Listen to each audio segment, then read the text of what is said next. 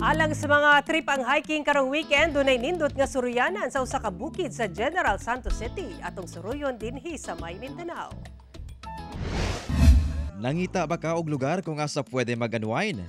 Kung nature lover ka, dali na, suroy ta sa usa ka nindot nga bukid sa Barangay Olimpog sa General Santos City. Kini ang suroy nga ang target, health and fitness, kay mag-hiking ta. Alang sa mga first-timer sa hiking, pwede ka magbitbit og sungkod. Gani, dunay for rent niini nga tag 5 pesos lang. So, let the hiking adventure begin.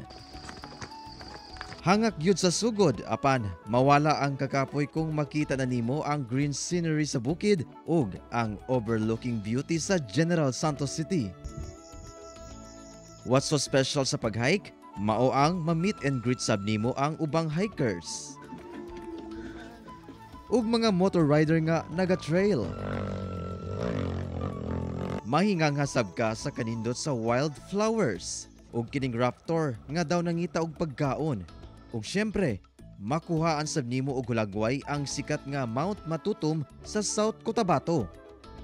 Pag-abot sa tuktok sa bukid, dunay gamay nga gambalay kung asa pwede ka makapahuway ug makapadayon sa pagkuha og hulagway sa mga view.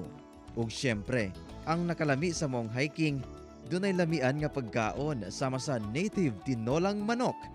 Gani, pwede nimong ipaluto ang ilang buhi nga manok. Human sa 30 minutos, makahigop na ka og init nga sabaw.